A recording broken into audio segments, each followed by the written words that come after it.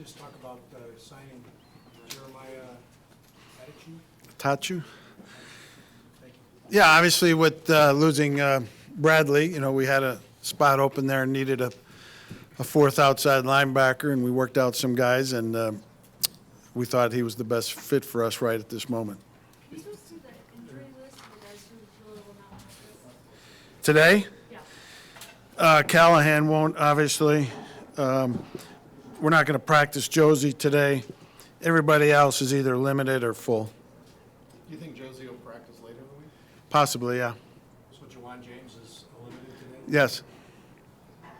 Do you know where Kareem Jackson is at this point, or is it too early? No, we'll find out here in a couple hours. How do you think Duke Dawson did in his time out there? Not bad, for a guy that just got here a few short weeks ago and learning a new position and a new defense. I thought he did okay out there. Safety play over the first quarter of the season. What's your analysis of that group, how they played thus far? Well, I think Justin's played really good football for us all season. Obviously, like a lot of guys, there's a player or two he'd like to have back, but very pleased with Justin. Think he has a bright future here with us and really happy to have him. And then, we've had a revolving door at the other safety position. Started off with Kareem there, and then he had to play nickel, and then he went out. We've played Will there some, and Trey's got in there some. So, it's kind of been incomplete at the other spot.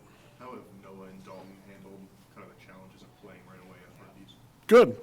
I think Dalton's done extremely well.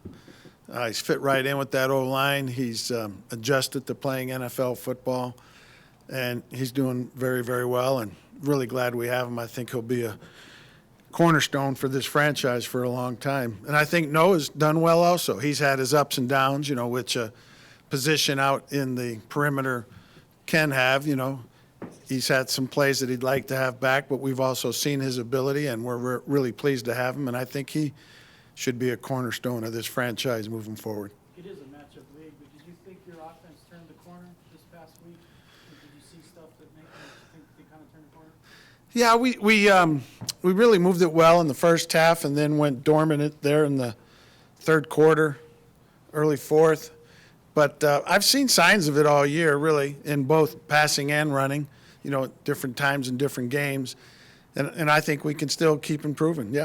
Of all the head coaches you worked for, who did the best in navigating a team through adversity, like a losing streak? I don't know. I try to forget those. I don't know. Jim Mora was always good at getting through tough times. Is there an example of that? What's that? Is there an example of Jim's message?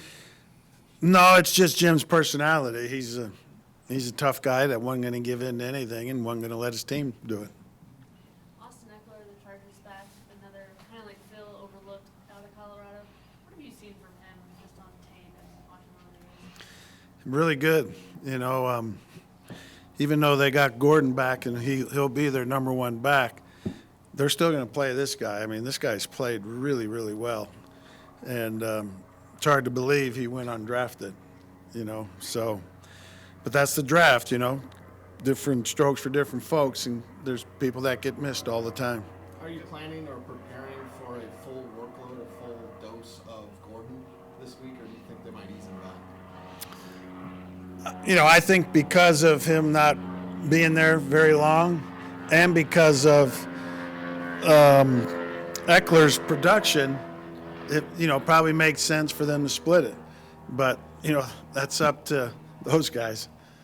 With Bradley's injury, how do you keep people from just ganging up on Vaughn and sort of limiting what he can do? There's limited things you can do, especially on the early downs. You can move them around a little bit on third down or obvious passes, but, they know his number. Unless we can change his number in between every series, they'll find him. So, but he's just got to keep trudging along. The one-on-ones will come eventually, and they did last week some. Have you decided who's going to start there for Bradley? No, not yet. It'll be a committee thing. Vic, what did you think of the way Bradley has handled the aftermath of the bad news on season He's been great. You know, I spoke with him at length yesterday. I think he was in morning on Monday, but by yesterday he's ready to go attack this thing and come back better than ever. And I believe he will. You know, he's that type of guy. Keenan Allen leads the league in receiving yards. How often do they move him around looking for the right matchup? Lots. You got to find him. You know, just like we were talking with Vaughn. You know, they put him every which place, but we got to be aware of where he's at and play accordingly. Is the injured reserve still an option for Callahan, or has he cleared that hurdle? No, that's still an option. Vic, do you think just because people like to copy what's happened, that people will take the Jaguars template in their run game against you, go quicker? Yeah, very much so. Vic, can you coach how to finish? I mean, how do you teach it? Do you wait for it? How do you, it's been an issue, how do you fix it? Well, you just got to go do it. I know that sounds like a bad answer, but, instead of getting called for 2 roughing penalties, we can't get called for 2 roughing penalties. We're going to have to make a play on a thrown ball so they can't get in field goal range. We're going to have to execute zone coverage correctly so we do finish. It's the little things that go into finishing a game that you have to do well. It's not just, well, let's go finish the game. You got to think, you got to do the details that allow you to finish the game.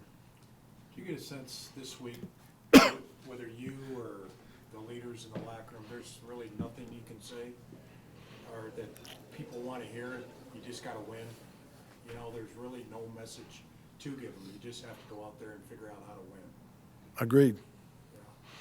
Coach, you're a defensive-minded head coach, so I can kind of anticipate your answer on this, but having had it happen now 2 games this season, later in the year, if there's another point where the opposition is in makeable field goal range, very makeable field goal range, and knowing that they're probably going to kick it with no time on the clock, will there be a consideration to let them score so you can have the control your destiny aspect of it? Yeah, and we considered that on Sunday, but it was my opinion that where they were going to kick that field goal from was a better chance for us to win than letting them score, go down a whole touchdown, and now we got to score a touchdown within 30, however many seconds, But it was discussed at that time.